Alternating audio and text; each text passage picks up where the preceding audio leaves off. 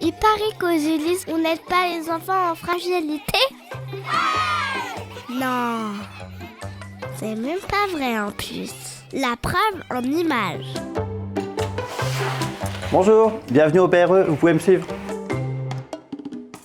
Donc ici on fait des ateliers d'entraînement au langage, ce sont des enfants qui nous sont envoyés par les écoles principalement et sur lesquels on a des petits retards de langage et qui ont besoin d'être sollicités un petit peu plus pour que le langage se développe. Tu as le seau? Oui. Tu es sûr? Oui. Oui, super. J'ai trouvé la poire. Tu as trouvé la poire. On se sert de jeux de société mais on peut se servir de livres et l'enfant doit expliquer pendant le jeu qu'est-ce qu'il est en train de faire. Et ensuite l'adulte qui est avec lui va reformuler toujours sur un niveau de langage un petit peu au-dessus. Oui, on doit lancer le dé. Hélène, c'est une intervenante formée par une association qui s'appelle l'Asforel et donc elle est facilitatrice de langage.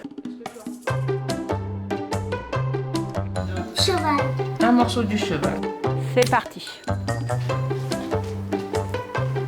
Alors, c'est un atelier tête-cœur-corps pour les enfants qui suivent le stage éducatif. Alors, ce sont 14 enfants qui sont en CM2 dans les écoles ou nous, parce qu'il y en a qu'on suivait déjà avant, un certain nombre même, on a ressenti que l'entrée en 6e allait être compliquée par rapport à leur positionnement face aux autres ou face aux adultes. L'atelier là, il est très spécifique pour ressentir l'émotion, c'est-à-dire comment elle arrive dans mon corps, comment je la ressens, comment elle va sortir.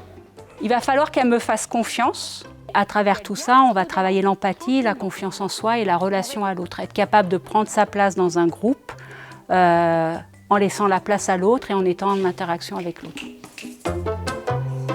Donc il aimerait changer de filière, c'est bien ça du coup? Mon rôle c'est d'accompagner donc, les jeunes de 15-18 ans scolarisés. Donc, je les accompagne autour des 4 piliers de la réussite éducative, l'accompagnement à la scolarité, je les accompagne sur la question sociale, socio-culturelle et sur la question éducative. Avec ces jeunes, avec leur famille et en lien avec les partenaires, je crée du coup des actions qui sont soit à visée individuelle ou collective. Donc l'idée c'est vraiment ouvrir le champ des possibles et faciliter la persévérance scolaire de ces jeunes qui sont ou en situation de vulnérabilité ou qui ont besoin d'un petit coup de pouce pour bien se positionner dans leur projet scolaire et de formation. Toi Kélia, tu le mettrais où celui-là?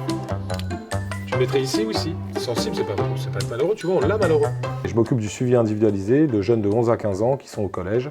Je mets en place des actions de remédiation scolaire, des actions autour de la santé, par exemple du suivi psychologique, mais aussi des actions d'ouverture socioculturelle, telles que le séjour SECPA que nous avons fait à Talmont-Saint-Hilaire, en Vendée, pour leur faire découvrir les métiers de la mer et du tourisme.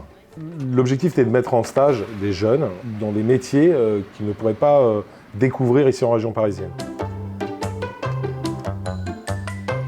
Ça, c'est la première page. Tous nos référents PRE interviennent de façon à mieux coordonner toutes les aides qu'on peut apporter. Et c'est essentiel parce qu'on n'a pas les mêmes besoins dans la petite enfance, donc en maternelle, et au lycée. Donc on a besoin vraiment de cibler les interventions, de cibler les besoins de l'enfant à chaque âge de sa vie. Vous voyez, je vous l'avais bien dit. Oups.